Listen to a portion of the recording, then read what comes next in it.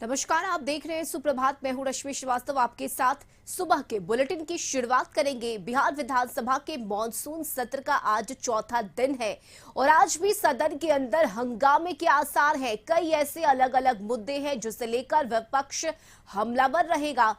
विधायी कार्य संपन्न कराने पर सत्ता पक्ष का हालांकि इस दौरान फोकस रहेगा, लेकिन इसके बावजूद विपक्ष के नेता आज भी सदन में हंगामा कर सकते हैं। कई ऐसे अलग अलग मुद्दे हैं जिसे लेकर सरकार को घेरने की कोशिश रहेगी। तो ये बड़ी खबर आपको बता रहे हैं। बिहार विधानसभा के मॉनसून सत्र का आज चौथा दिन है और आज भी सदन के अंदर हंगामे के आसार हैं। बीते दिन आरक्षण के मुद्दे को लेकर विपक्ष ने सरकार को घेरा।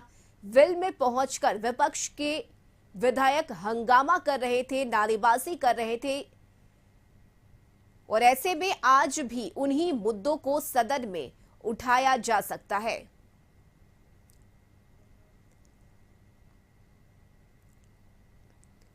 हालांकि सरकार का ये फोकस रहेगा कि विधायी कार्यों को संपन्न कराया जा सके, लेकिन विपक्ष के नेता मानने को तैयार नहीं है।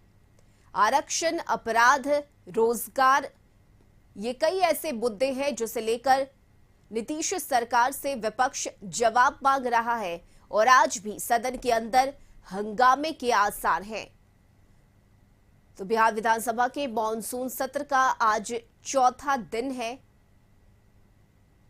और कई अलग अलग मुद्दों को लेकर विपक्ष आज सदन में हंगामा कर सकता है। सरकार को घेरने की कोशिश रहेगी विपक्ष की। हालांकि सत्ता पक्ष की तरफ से भी विपक्ष के सवालों के जवाब देने की तैयारी की गई है, रणनीति बनाई गई है, लेकिन इसके बावजूद विपक्ष के नेता लगातार सदन में हमलावर नजर आ रहे हैं।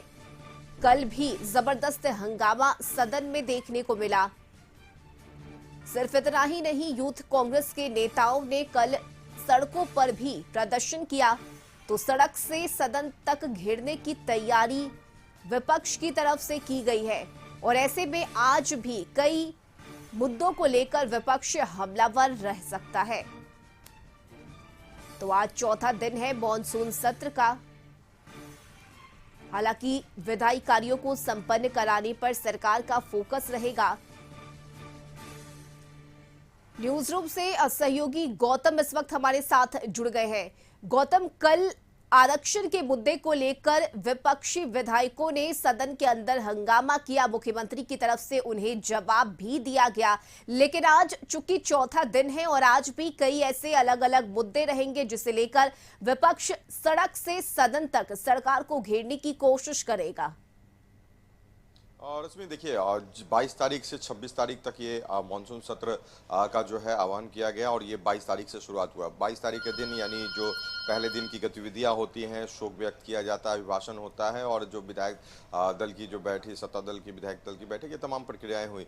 उस दिन भी जो है विपक्ष के तेवर जो है वो दिख रहे थे। विरोध में जो है उस दिन भी जो है विधायकों का स्वर वहाँ पे गूंजा था। मगर 23 तारीख से यानी 23 तारीख, 24 तारीख और जो आज 25 तारीख है, इन तीनों दिन की अगर बात कर लिया तो 23 तारीख की बात कर ली जाए तो जिस तरह से संसद में बिहार के बजट को लेकर जो विशेष मांग जो की गई थी, विशेष राज्य का दर्जा, उस पर उनके तरफ से सहमति नहीं दी गई। इसको लेकर जो है विधानसभा का पूरा सत्र जो है हंगामे के भेंट चढ़ गया। स्थगित बीच बीच में जिस तरह से होते रहा, जो सदन की कार्रवाई चलनी चाहिए सामान्य रूप से, वाद विवाद, पक्ष और विपक्ष की जो है वहाँ पर बात उठनी चाहिए, वहाँ पर नहीं चली, हंगामे के भेंट वो चढ़ गई। दूसरे दिन अगर बात की जाए कल की, तो कल भी जो है विषय रहा बिहार में आरक्षण का जो दायरा बढ़ाया गया है।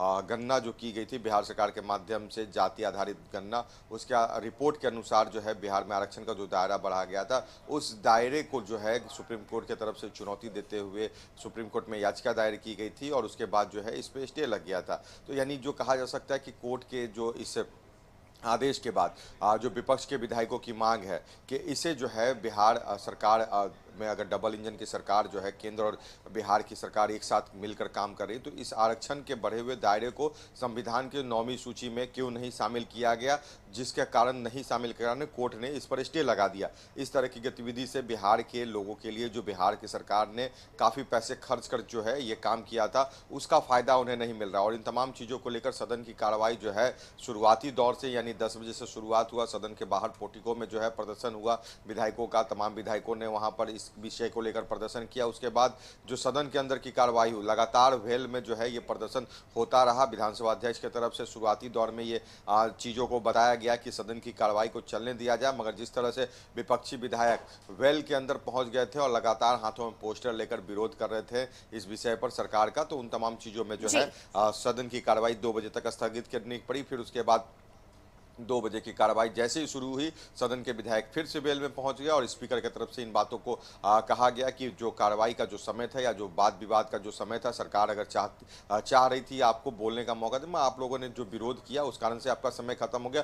मगर विपक्षी विधायकों का जो स्वर था इसी विषय पर था कि इस पर कार्य स्थगन प्रस्ताव लाया गया था और उस पर जो है चर्चा हो। मगर अब जो कहा जा सकता है कि ये गतिविधियां नहीं हुई और विपक्ष के विधायकों ने वॉकआउट कर दिया। देखिए, कल के सदन में जो एक विशेष अध्यादेश पेश किया गया जो कानून के रूप में अब बिहार में लागू होगा, क्योंकि बिहार में एंटी पेपर लीक लॉ को लेकर जो है एक बड़ा जो है कानून बनाने के साथ जो बिहार सरकार की तरफ से इस प्रस्ताव को पेश किया गया, उसमें विपक्ष की भूमिका वहां पर नगण्य रही, क्योंकि विपक्षी विधायकों ने जो विरोध किया उसके बाद वो वहां से वॉकआउट करके चले गए। तो यानी जो एक बड़ा फैसला बिहार सरकार की तरफ से लिया गया है कि बिहार में पेपर लीक करने वाले लोगों पर 1 करोड़ की जो है जुर्माना और 10 साल तक की जो है सजा होगी। तो ऐसे कानून के बनाने समय विपक्ष बाहर रहे, लगातार विपक्षी विधायकों का जो है विरोध होता रहा और आज भी ये उम्मीद जताई जा रही है, क्योंकि आज खुद तेजस्वी प्रसाद यादव 10 बजे के करीब जो है वो पटना पहुंचेंगे। पटना एयरपोर्ट पर उनके आने का समय जो है ये निर्धारित है।